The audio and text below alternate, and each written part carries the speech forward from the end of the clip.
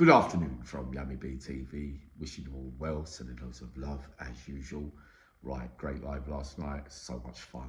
I get too excited sometimes, but to see you all happy and also getting excited really does delight me too. And to see the family atmosphere amongst my followers and friends with the great community spirit that we try to bring to Yummy B TV. Well, we are going to bring to Yummy B TV long term, so that there's a place for everybody who's involved, if you get what I mean. Only right, I say. Right. We're going to get round to talking about cold cases that haven't been solved.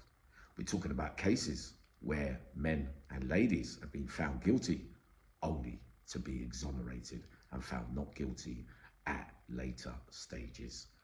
Also, since I've been out, the noticing and now seeing with my own eyes by way of watching all the stuff that I didn't have access to while I was away, apart from if I bumped into criminals and read all their statements and paperwork from their cases and all the he says and she says and what might be said and what's fact and what is actually fiction.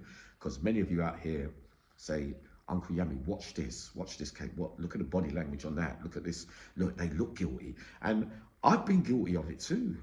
Probably still am a little bit. So I'm trying to weigh up the scales and play devil's advocate about, is it right that social media have a way or have a chance to, or platforms to make, break and destroy lives to some extent. But on the other hand, there are things that social media do that I think I'm in agreement with. You know, to take the case of the baby P, sadly, what happened there. You know, when every time she's shown up there, I think, yeah, put it up. Let's slaughter her. Make sure she gets a hard time. She's the scourge of the earth. Da, da, da, da, da. So then I will feel that bit there. But then on the cases, we'll go. It's like a little part one this today, right? The McCanns not been found guilty. Right? Many of you have said to me, look, but Uncle Yummy, there was a part, this is being hidden, but sometimes it gets a bit Lord Lucan-y to me, right? Because I having done my studies on the McCanns as well now, I'm not in agreement with a lot of you, you know? I've looked at it and I think sometimes body language can come across like this. They're very unfeeling and blah, blah, blah, blah, but I think by appearing up there sometimes you're in a no win lose thing kind of thing, because it all depends who's watching and what they see and what their core beliefs are, what their thinking and feelings are behind, based on, you know, body languages or things that have been said by other people. So that McCann's a lot. I know that one's an open one there. You know, there's many of you that say, no, Uncle Yummy, we're not going to get into that today. Now, that's S. Jenkins, the stepdaughter, sadly, Billy, whatever, right? Saying not too much.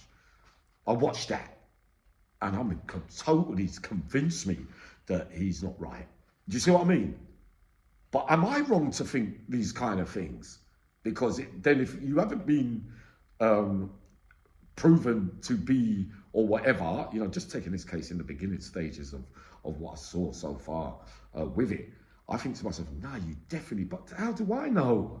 Really? But we just get a sixth sense on certain feelings. And then we spoke about Barry George. Many of you, and many of them, I suppose, are saying, no, it was this one, it could have been her Serbian hitman, it was the Eastern European, that the family involved, and da. But again, you know, I was there when he got convicted. I monitored his behaviour, all right? He's not probably the best one to monitor, if you get what I mean. And then you let him out years later. Don't get no compensation or nothing. But I reserve judgment on that, because some things that people are totally in belief with something else, I look at him and I reserve judgment. I really do. I'm based solely on the way it was done, because I don't believe that it was professional. You know what I mean?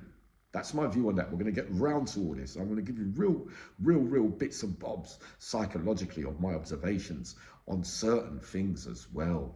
Now, right, those are the three, you know, they're big ones that we've got judgment on. But then I find, since I've been out as well, having done a lot of time with, you know, the big name criminals, so to speak, and read every single piece of their paperwork now, I'm reading, I'm not in touch with them out here. I'm from Nottingham, the big man Colin Gunn. You know what I mean? Well respected, well loved in there. Hardly, not a bully, doesn't come across the way that he's portrayed in the media. And then I'm reading something this morning, right? About a young lady, 19 years old, that I read, funny enough, I read letters here too, some calling him names behind the scene. Another writer gets involved anyway, and I'm reading what he's saying, and it has history for drugs as well. I know that I wasn't the most reliable when I was taking A-class drugs, because you can chat a lot of doo-doo. But you want to call hierarchy criminals names that are truly unfounded, you know, about underage. But she's 19. Whether we divide opinions on certain subjects about who we must go with and what's morally correct or whatever. No, 19's not underage. It doesn't make you anything that you were saying, if you get what I mean. And plus, I've read things anyway.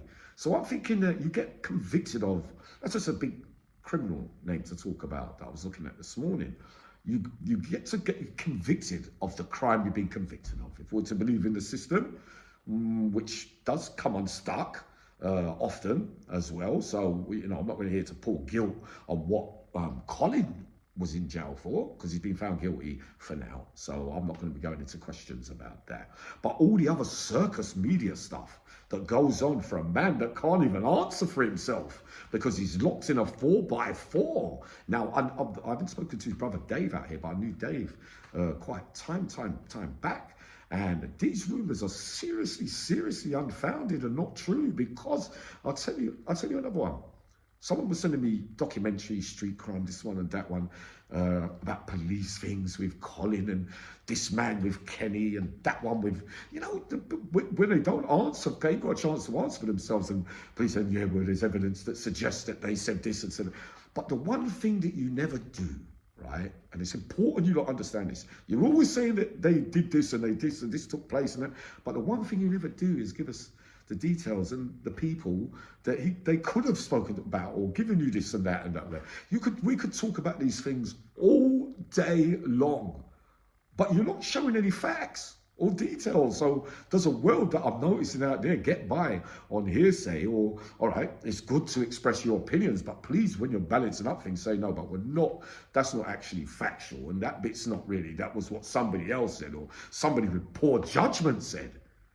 So my heart goes out to some of those who I did time with, I'm afraid, behind the door, who are not here to answer for themselves in the present.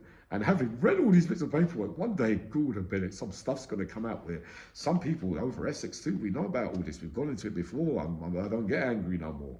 But what I've read and what's been spoke about and what I've been told from the horse's mouth from either side, it doesn't tally up to me. So people, yeah, good, put it up there. People reserve judgments all now. All I say to you is to be very, very wary about. But I've got a bunch of you that are not silly. I know, we love it, don't we? Because we know you have to look into all things. We know when certain people talk, that's absolute crap. Or you go up there and say, yeah, I went down there, I did that, but there's no details. I could come up every day and go, yeah, there was this happened and that happened, and yeah, but who was there? Where was it?